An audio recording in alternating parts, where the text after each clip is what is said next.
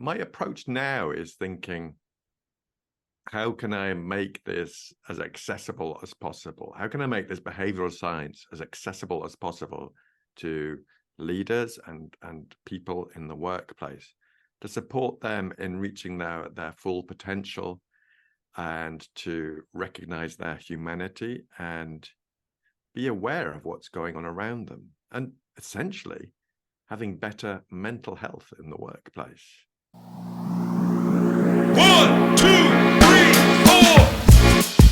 Hello everybody, for those of you tuning in, this is the second part of a conversation with organisational psychologist and general legend Ross McIntosh. So if you haven't already, it's worth going back to episode 14 to catch the first half of this conversation, or if you'd rather jump in at this point, please enjoy the show.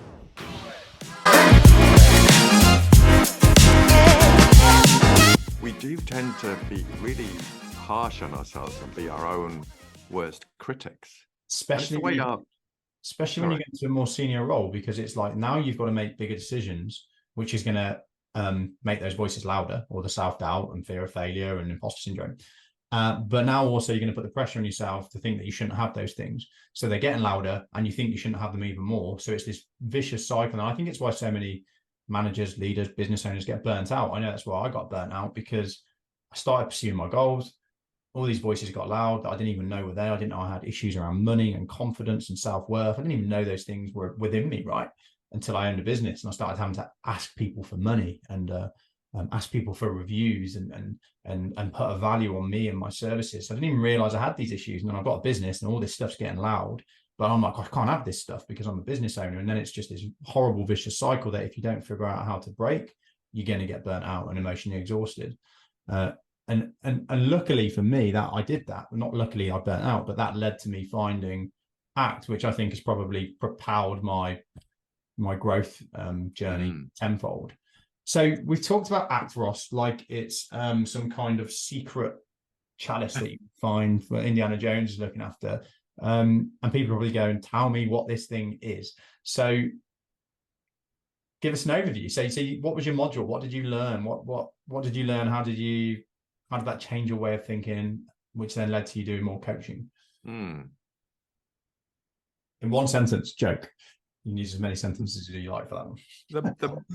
That module, I think, but my approach now is thinking, how can I make this as accessible as possible? How can I make this behavioral science as accessible as possible to leaders and people in the workplace, to support them in reaching their full potential and to recognize their humanity and be aware of what's going on around them, and essentially having better mental health in the workplace.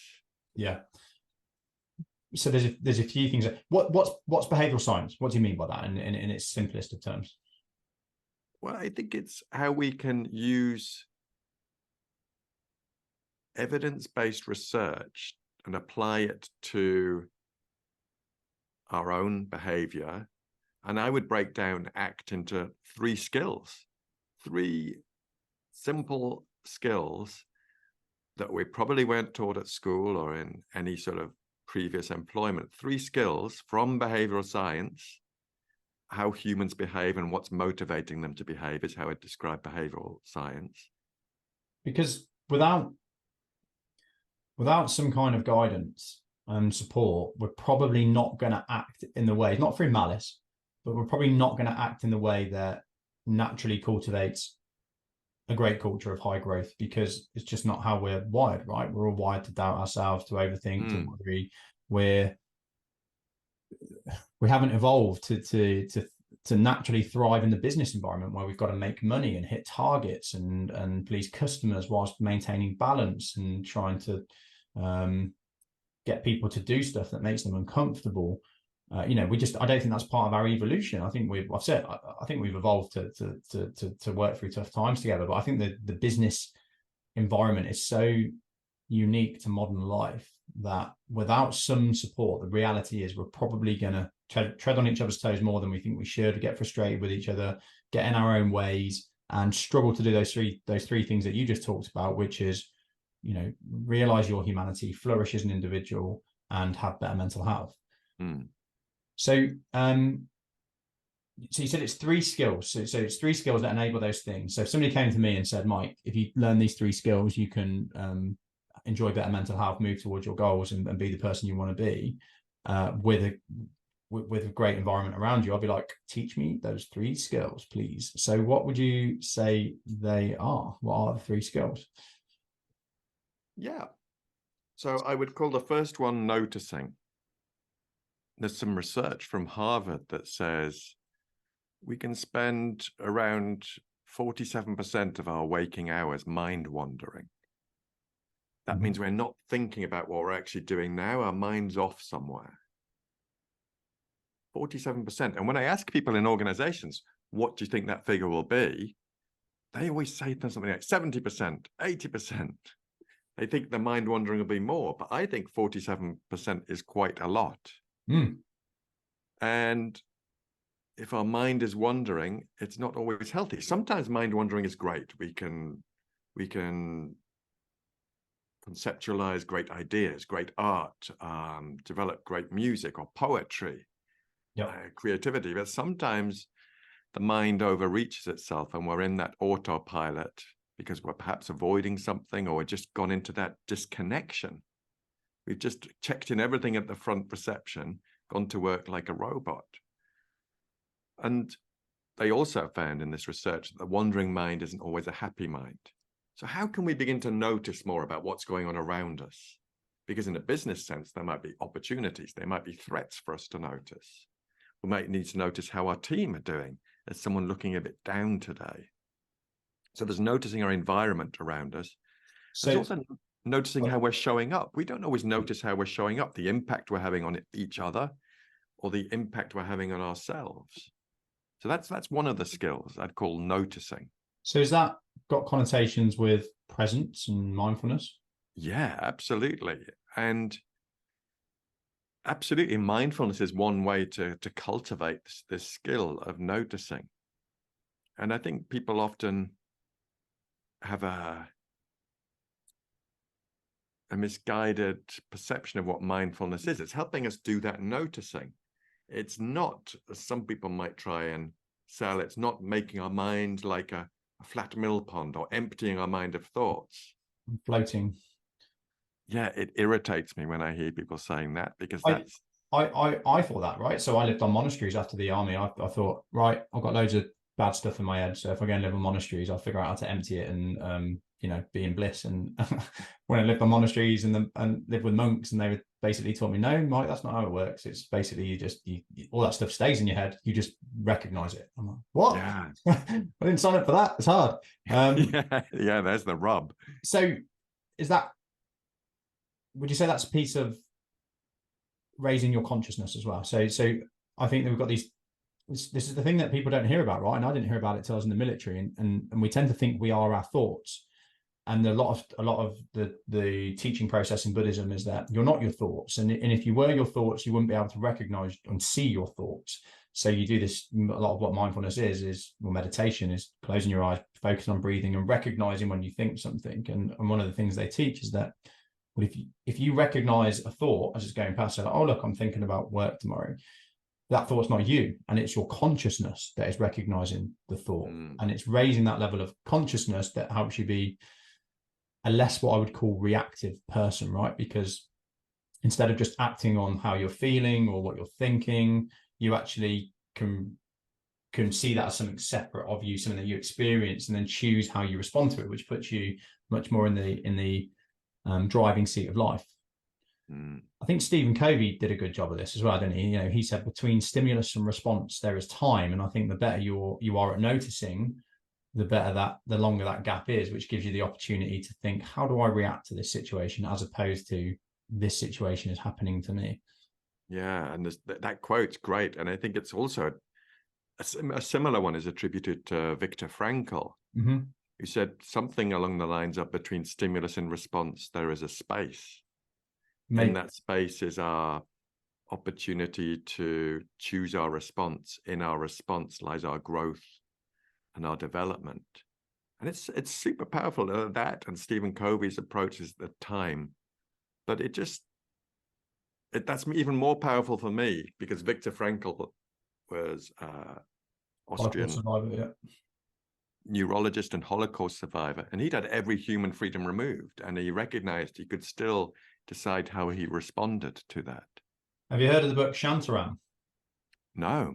Good long novel, loosely based on a true story. Gregory Robert Davis, I think, is the author. He was the gentleman bank robber in Australia. So he used to rob banks, but be really polite to people. He was basically he got into heroin. He had some bad things happen, got into heroin, had to rob banks, but he didn't want to be a bad person. So he was like polite when he was robbing the banks. And what he did was he escaped, and he got arrested. He escaped Australian prison, and then got a plane to India and ended up living in the slums in India and creating a medical center and looking after people. But it's a great book. It's a fantastic read. But at one point, he's being tortured in prison. He's being whipped against the board. And he says something along the lines of, in that moment, he realized that nobody other than him had control over his life, because even though bad things were being done to him, it was ultimately up to him how he chose to respond to it. And I was like, "Whoa, that's deep and interesting." And Nelson Mandela says something similar in the Long Road to Freedom, right? It's like I have the choice in how I respond to what has been done to me, as opposed to letting it. I think he said on the way when he was walking out of after being in prison for maybe like 26 years, essentially for being black, he said, when I was walking to freedom, I knew that I had the choice to forgive them and move on with my life, or stay angry with them, and that would punish me for the rest of my life. So again, it's that, how do we respond to the thing, not the thing that dictates. Yeah, it's not our suffering as humans doesn't come from what I would call our unhelpful thoughts. It's how we respond to those unhelpful thoughts. Yeah, exactly. A very powerful thing to learn. So for leaders and managers, for example, that haven't been in prison for life, or put into the Holocaust, or what was the other example we used there? Being or being whipped in a prison in India. It's still equally as applicable, right? Because every day you're going to have difficult situations, conflict, confrontation. You're going to have to upset people. You're going to have to address poor behavior, yada, yada, yada. And if you've got a level of noticing, then when those difficult feelings and thoughts and emotions arise, you have the choice in how you respond to them. But if you haven't, which I think most of us haven't, the difficulty, the uncomfortable thoughts or feelings arise, and we go, do you know what, I'm not going to deal with that. I'm just going to. Yeah. Or we lash out, or we're rude, or we're aggressive to someone, or just basic arsehole. I love that. Or just basic, what's the most technical term? Arsehole. So we've got the noticing, and perhaps we should ask a little bit in a moment about how it is that we think we can improve that. What's the next skill, Ross? Next skill is active. And I would describe this by, it could lead to that. Yeah. But active is how we can use our personal values as a guide. Using our personal values as like a beacon for our behavior, how we really want to show up. What would the best version of Ross look like in this context that I'm in? Say I'm a leader, what the best version of me look like? Because the best way we learn as a social species is by observing each other. And I'm a leader, so if people are looking at me, I'm like on the organizational catwalk, strutting my stuff, and people are looking at me going, oh, so that's how you do that. So that's how you respond in a crisis. So that's how you talk to each other. And really exploring and connecting with what has meaning and purpose for us. I would call personal values, the qualities we want to bring to our behavior on a regular basis in a particular context. So how does that link to goals? Is that goals? I would put a case it's different from goals. I would say the way I would explain it is a goal implies a deficit, and goal implies we're missing something. We want to achieve something that we don't currently have. Yep. The value is how am I going to achieve that goal? Those steps I take towards that goal, I could behave in a particular way. And if I'm behaving in a way that really resonates and has meaning and purpose for me, then that's going to make that journey not easier necessarily, but it's going to make it more rewarding and more aligned and authentic with who we are as a person deep down. Okay, so it's being clear on who you want to be as a person, not necessarily who you are, but who you want to be, and then pressurizing yourself to respond to situations or move towards goals in line with those values, like using those values to guide you along the way. Yeah. So that you're role modeling the behaviors that are most meaningful to you, to yourself, and to others. Yeah. Well, I would pick up on a couple of things there that are most meaningful to you as a leader. Hopefully, they might cause you to show up in a way that allows others to see the meaning shining out of you. But you said pressurizing yourself. I would say we're holding those values lightly, because as a leader and as humans, beings in life is tough. And if we're castigating ourselves, saying, "Oh, Ross, you didn't show up as the best version of yourself there in that meeting. You're a right plonker, and I think you've upset person X and Y," then rather than beat myself up, think, well, what could I do now to try and put my values back in the driving seat? Let that beacon shine brighter. So what could I go and do now? Maybe I go and chat to those two people and explain, or maybe the next moment I can really do something that reflects my values. But it's not being too hard on ourselves, because we're not saints, and we never will be. Using this type of behavioral science ACT isn't going to turn everyone to saints who only ever just do the best version of themselves. No.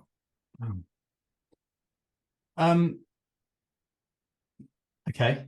And there's a couple of things there. So one is the fascination that I have between the growth of a highly effective organization and a person, right? So if we're trying to set up a high effective team, then we know you're going to need to have a vision and a mission, which is what we want to achieve, and you're going to need to have values, which is how we're going to compose ourselves as a team on the way towards that vision and that mission, which is almost an exact parallel to us as a human, right? It's like, well, you're going to have things you want to achieve, but your values are going to tell you how you want to behave along the way, and that's what's going to make you feel good and attract the right people around you. So I find that very interesting, the parallel between a team and an individual. This pressurizing piece then, so I'm interested in that. And in my mind, I have it that in order for us to be the people that we want to be, we're going to have to make ourselves uncomfortable. And that's where, for me, the pressurizing piece comes from, because I think and I think this is where the challenges are in modern life. I think probably throughout our history, we had limited choice on how comfortable we could be. We had to do hard stuff because it was that or die. Whereas today, it's no, you don't have to do anything hard. You don't have to even talk to anybody if you don't want to. Like, you don't even have to go through the difficulty of having interpersonal conflict anymore, because you can just go on your phone, write stuff on social media, have food delivered to your house, and just completely isolate yourself, which you and I both know is going to lead to you being quite unhappy. And I think our tendency is to go for what's easy, unless we're clear on who we want to be. I think our tendency is, well, I'm just going to go I'm not going to go to the gym. I'm not going to eat the healthy food. I'm not going to have the argument with Karen. I'm not going to have the difficult conversation with Steve. I'm not going to address that behavior because it's effort. I'm not going to tell my partner how they've upset me because it's easy just to not say anything. And I think we do have this new challenge in life that it's just easy for us to just not do that hard stuff, which is always going to lead to us being unhappy. And I recognize this in myself a lot. It's something I'm constantly thinking about. Did I push myself to do the things that are actually aligned to my values today, or did I get a bit lazy and make some excuses?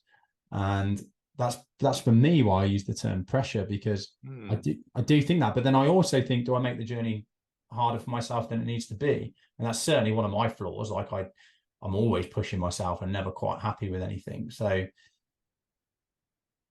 it's interesting, isn't it? Because I think, say,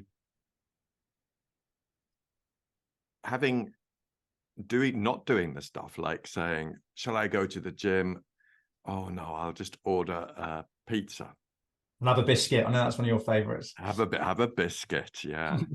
Still not sponsored by any biscuit company, but yeah, have a biscuit. If you're listening, Yeah.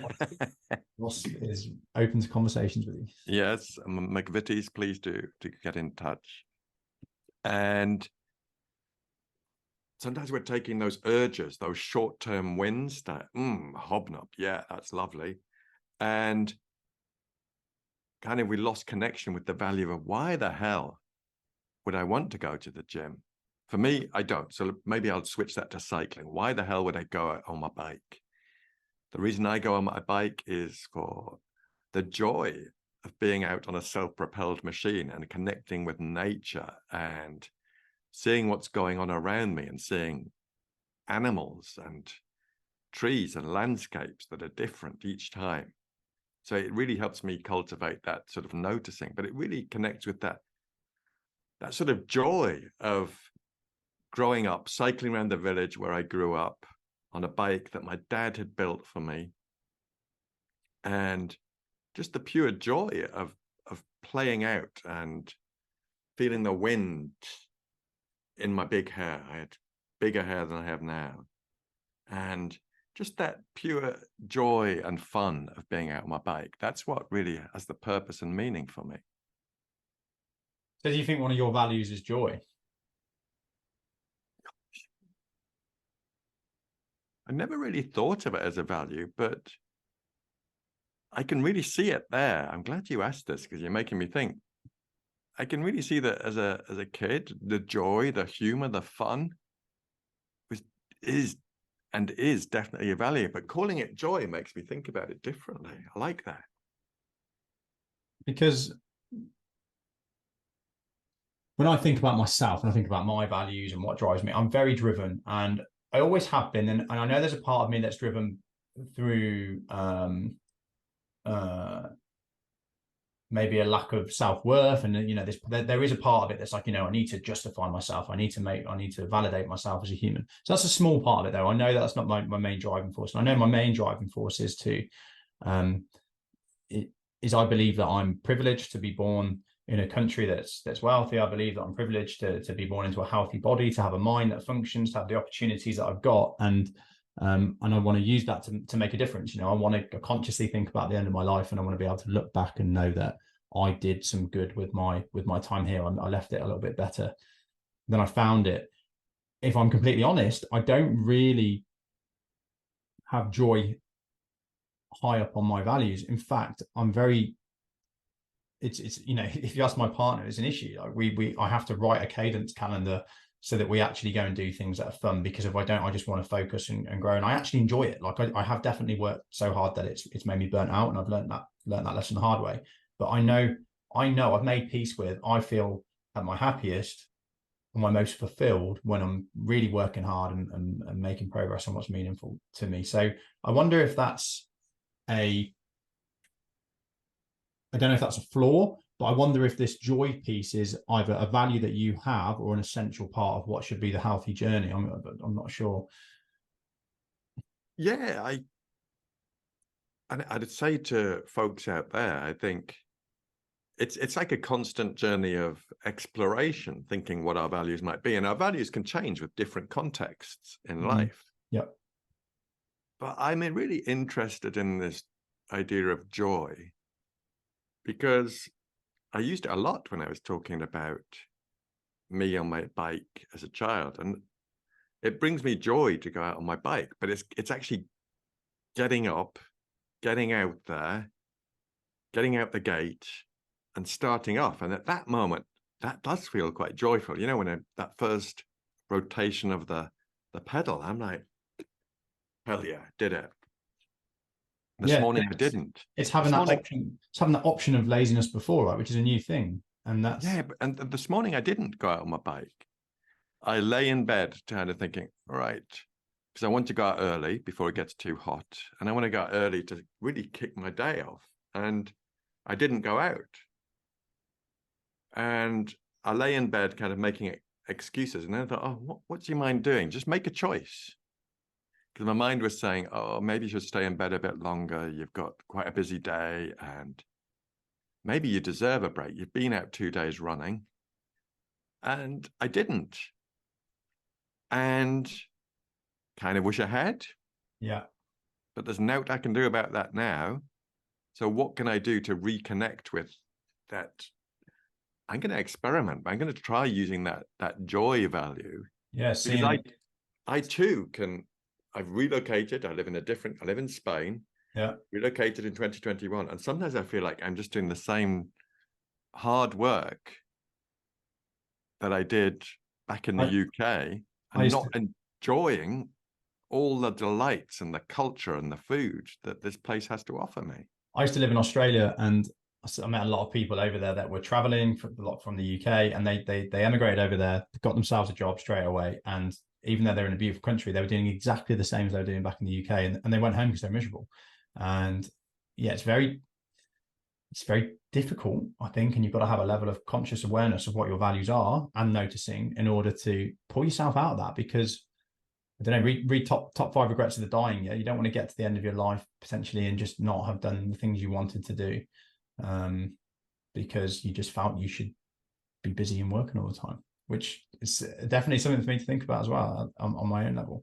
Okay, so we've got noticing, we've got active, we've got the active column. So know what your values are, explore your values, and make a conscious effort to move towards them. And then the third skill is open. And the strap line for that I would call relating skillfully to your inner world, which might sound a bit woo-woo, but what I mean is it's all that stuff that our mind is generating. And we're not broken if our mind is generating that stuff. Things like, I'm not clever enough, it's not going to work, it didn't work last time, shall I just have a biscuit?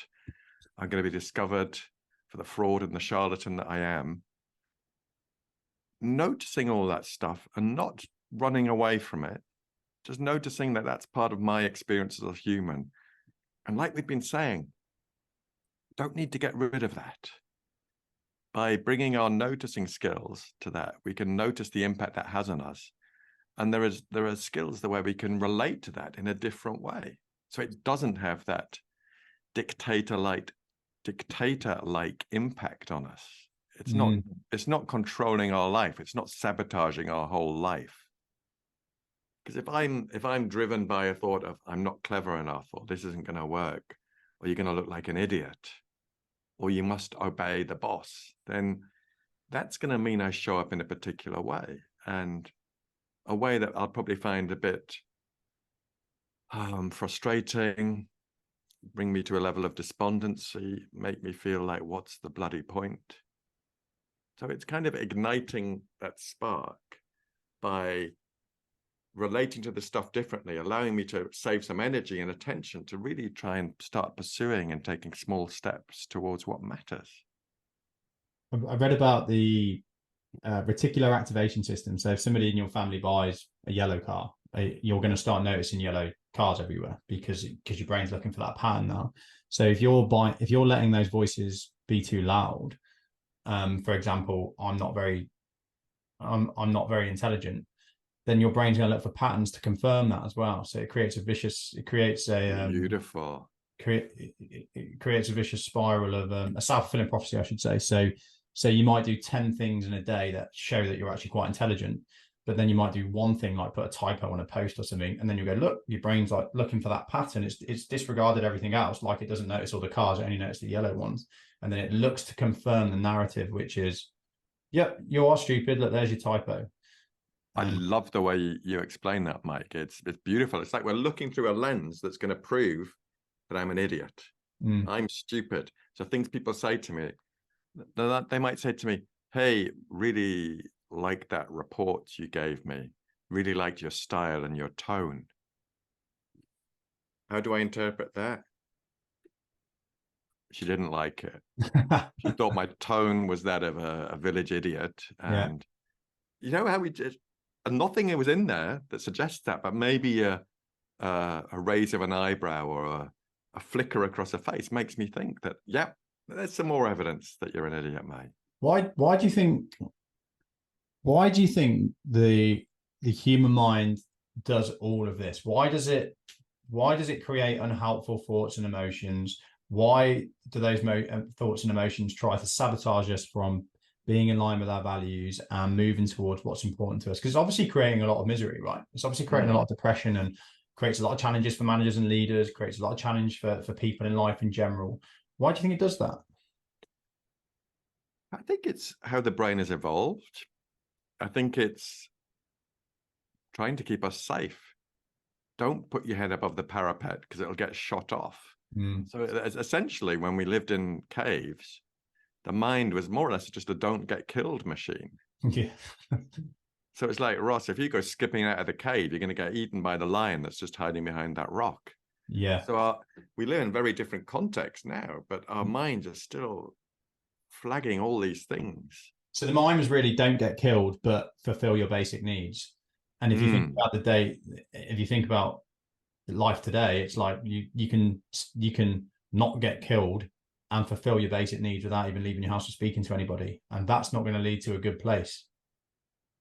Beautiful. Yeah. But it is going to lead to you getting your basic needs. And the same in the workplace, right? It's like, look, you can avoid all of this confrontation. You don't have to have it. In fact, we'll actively encourage you not to, because we've got things like mental health that are talked about now, and employees taking sickness and high levels of resignation, and it's difficult to recruit. So don't engage in any of that conflict. Just keep everybody happy and avoid that, and just fulfill your basic needs, get paid, and do what's required of you, which makes work miserable, right? Yeah. Don't have those conversations as a leader that might help someone grow and develop. Just do the basics. Continue letting them stagnate. And then 10 years down the line, when someone does try and have those conversations about, hey, if you thought about this, or you thought about the impact you're having, I thought about how you could develop, they'll be like, how very dare you? I'm brilliant. Everyone just always tells me I'm really great or satisfactory.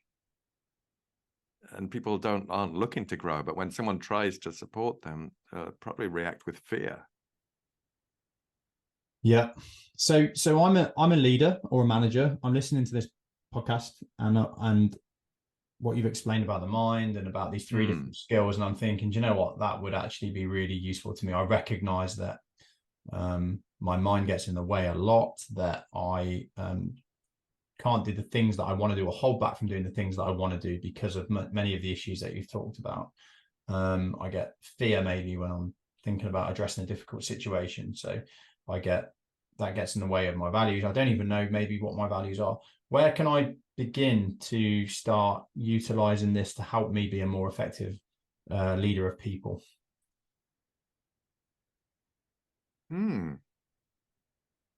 Well, you could come to someone like me or Mike to develop an intervention for you, either one-to-one stuff or team intervention, to help you have the best chance of cultivating these skills for yourself or your people. You could read books. I started off with The Happiness Trap by Ross Harris. Love that book. Yeah, which I think is a great work. And I would encourage, rather than going to sort of technical leadership stuff, I'd encourage people to go with that first, to start practicing on themselves. I think ACT is a very experiential thing. It's practicing these skills and thinking, could this help me? And then start unlocking how that could support you as a leader. So there are a couple of things. Obviously, listening to the People Suit podcast is always a winner.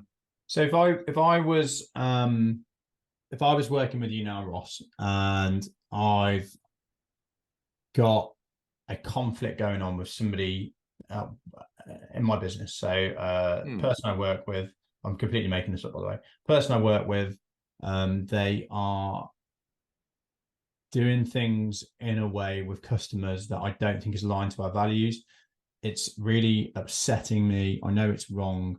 It's been going on for 3 months, and I know I should address it, but I'm putting it off because I'm, number one, I can't be bothered with the conflict. I'm fearful of the conflict. And number two, I'm worried that the world's going to collapse if I have a difficult conversation with my business partner. If you had your ACT hat on, where might you start with me? I'd probably hone in on that context. I'd probably say to you, Mike, so we're dealing with this conflict with Bob. Bob's behaving in a way that's not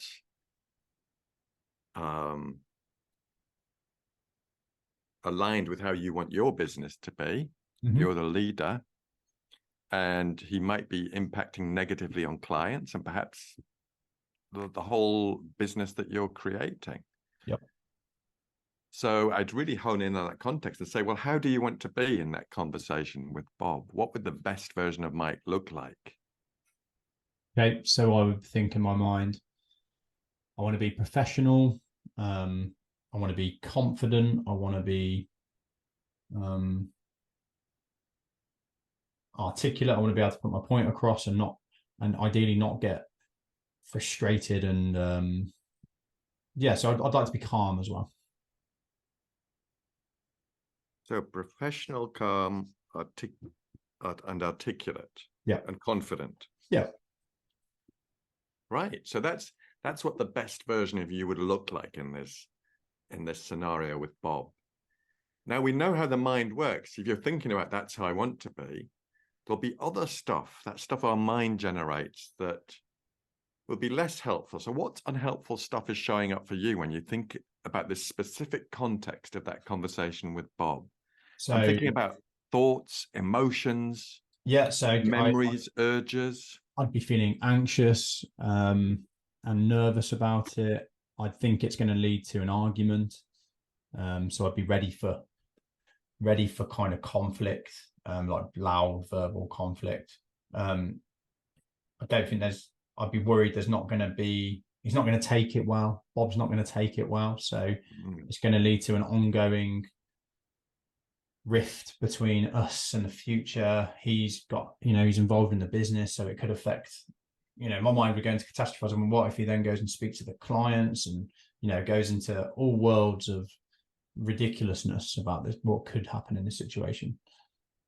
So some of it might be valid. Some of it might be valid. Some of it might be just absolute nonsense. So kind of you're feeling the anxiousness. You're thinking he's going to kick off and cause sort of untold damage, like a sort of disaster movie. Yeah. He's going to go full on loco and attack you, talk to clients, make it even worse, make it even more disruptive. Yep. So this is all going on in your inner world. So there's that unhelpful stuff, and then there's how you'd like to be a professional, confident, articulate, and calm. So let's look at how that inner world impacts how we show up in the real world, the world of behavior. So if you were really paying attention and focused on the unhelpful stuff, like I'm feeling anxious, he's going to kick off, he's going to start saying even more unhelpful things to the clients about me and the business, what might I see you doing in the real world? So I would avoid the conversation, which in this scenario I'm saying I've done for 3 months already.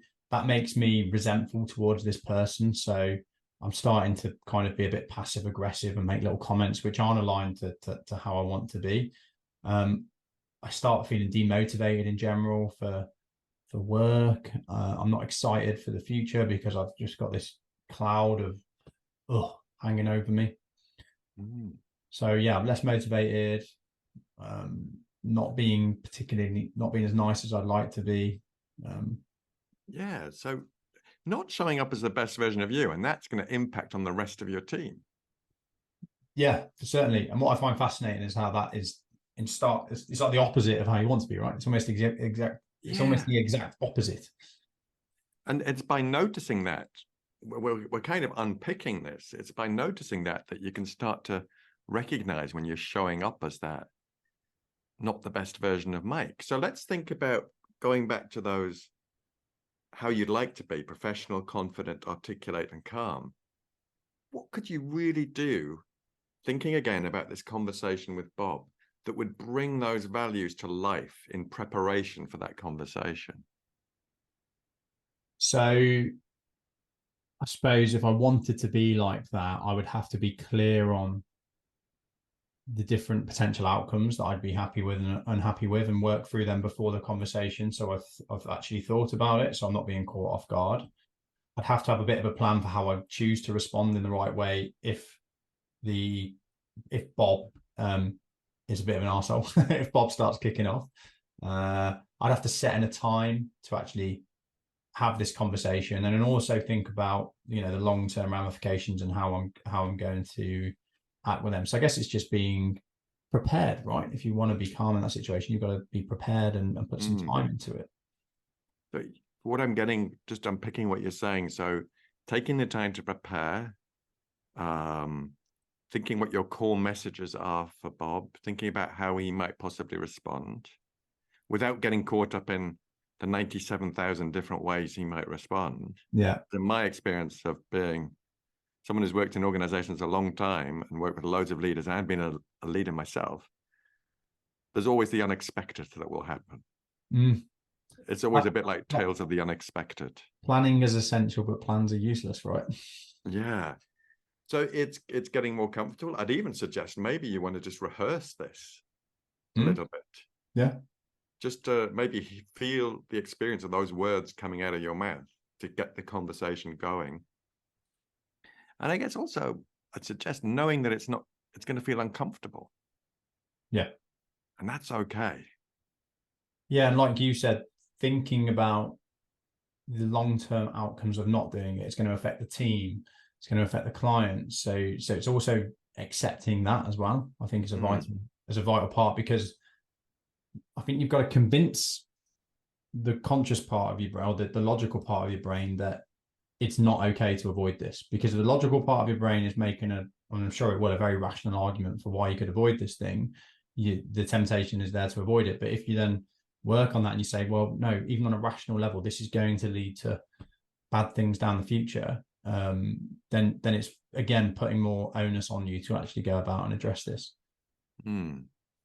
So how does that feel, just talking through that hypothetical scenario? It completely changes it, doesn't it? I go from feeling like it's this vague thing that's uncomfortable to seeing perhaps it's probably not as bad as I thought, and having a plan. So I actually feel like I know how I'm going to make progress now. I've taken it away from being this vague thing to having a kind of roadmap to getting past this thing, which I suppose is a microcosm of what ACT is, right? It's the same thing for life. Yeah. And it's knowing that things might go pear-shaped, and you having that conversation is a real representation of who you want to be and your values. It's not easy. That moving towards who you'd like to be is not easy. It'd be much easier to sit at home, be a grumpy old sod, and have a biscuit. And this is something that I always stipulate, because my company's called Better Happy, right? And one of the things I always say at the beginning is happiness isn't easy. Like, if you want to be happy, you want to live a fulfilled life, and that's going to require discipline and effort. It can be very rewarding and enjoyable, but it's also going to be hard and challenging. And the nature of life is that it should be challenging, and without the challenge, we'd just be floating amoebas, wouldn't we? So I think it's so powerful, this process, because we've just talked there about how to understand and approach a small conflict with somebody in a team. And that might seem like a trivial thing, but every time you do that, you teach yourself that you are capable of getting through a difficult thing and moving towards your values. And the more, that's life, right? The better you are at that, the more confidence you've got in your ability to move through difficulty and make progress towards the values, the better your life's going to be. The more you're going to achieve, the better you're going to feel about yourself. And I think so many of the challenges that people face in their mental health, whether it's in work or not, comes down to that. If people had belief in themselves to move towards their values, they'd live good lives. They wouldn't want to abuse alcohol. They wouldn't want to use drugs. They wouldn't want to go on their phones for 15 hours a day. They would focus on their goals. Why would anybody not want to move towards their goals in the environment in which we live today? Because they don't believe in themselves, because they're scared of the conflict, because they don't think they're capable of moving through it. So this is as applicable at a management position as it is in a senior leadership position, as it is for a teenager, in my opinion. As it is in life in general, life outside of work, relationships, your leisure time, your whole health, your relationship to your own health. if we can just make 10% of the people more confident in making progress towards their values, I think you'd have a transformational impact on the health, happiness, and productivity of society. I love it when you articulate it like that. I've heard you say this before, and I think it's so powerful when you say this. Well, I've had my own issues. I used to abuse alcohol when I was in the military. I've been in trouble, more times than I care to admit. I've done lots of work with addicts for a charity in Birmingham. I've got friends that are recovered addicts that run charities and businesses now. And whenever I'm working, I've done lots of work with when I had the gym with pre-offenders and low risk offenders and high risk offenders. And I would confidently say that 90% of the issues people struggle with and that keep them stuck in these horrible positions, and myself included, where they're being idiots, getting in trouble, not being nice people, abusing substances, it comes down to this. They don't believe in their ability to move towards what they want in life, so they just try to self-medicate through drugs, through poor behavior, whatever else it might be. And if they just believed in themselves more, they just had built their self-confidence in their ability to move towards what's important to them, they'd stop doing those things. It's no more complex than that. And it baffles me how little we have these conversations. And it's when we're caught up in that stuff that's unhelpful. If someone is thinking, I can't change my life, I don't have that agency to do that, I'm useless, I'm a failure, and they take action to mute that, that's so unbearable to experience that low self-worth that they might turn to alcohol or drugs or computer destructive games, behavior, whatever it might be. And what I think is important for people to recognize is that not dealing with the conflict with the person at work is just the same as the person that doesn't believe in their ability to improve their life. It's just on a different scale. The work I do, I can't remember the percentage, but a significant amount of addicts I've had childhood trauma, lots of like bad childhood trauma, and from working with them, I've gained a lot of insights into this. And my childhood trauma is my parents broke up, and I had an absent father, really, but he was still around, just not on a daily basis. So it wasn't a trauma, to be honest. And that was enough for me to be a bit of an idiot, drink too much, get in trouble, do silly things. When I hear about what's happened to many of these addicts in their childhoods, I'm like, Jesus Christ, like if I had been through that, I think I would be in the same situation, if not worse.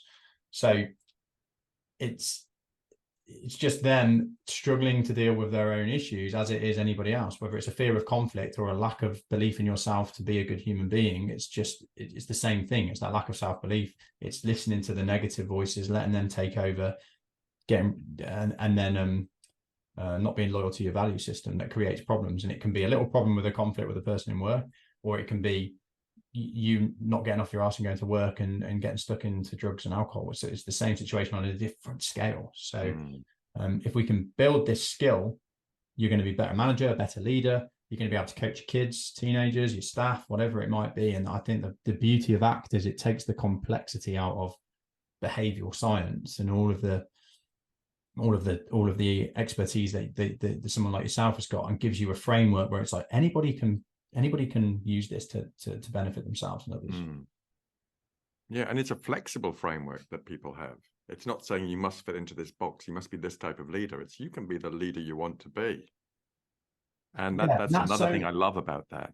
Yeah, and you mentioned earlier about like leaders going into the technical skills of being a leader, and it's like, well, I think that stuff's overplayed, to be honest. I'm like, look, there's no textbook on how to be a leader, but there's guidance on how to be the true version of yourself, and to do that with confidence and clarity and deliberation, and that's going to make you a good leader. And that's psychological skills, not this course or that course. It's like figure out yourself and how to. Yeah, I think those models or those books or approaches can be unhelpful sometimes, because leaders are trying to cram themselves into this framework that doesn't really reflect who they are, or thinks that's the only way they can be. It's like when people try and copy gurus. Yeah. Like, oh, this guru sleeps in an oxygen tank, wakes up, has 6 egg whites, and then meditates for 3 hours. Yeah. It's like, well, if I do that, I'm going to earn a gazillion pounds just like him. It's like, no. What's going to make you more what's going to make you the most successful, whether that's financially or just in a rewarding framework, is being in line with your values, right? It's knowing who you are as an individual and following your own path and having the confidence to do that. And yeah, take advice and guidance from other people, but don't try to change who you are to fit into a mold, because that's never going to work.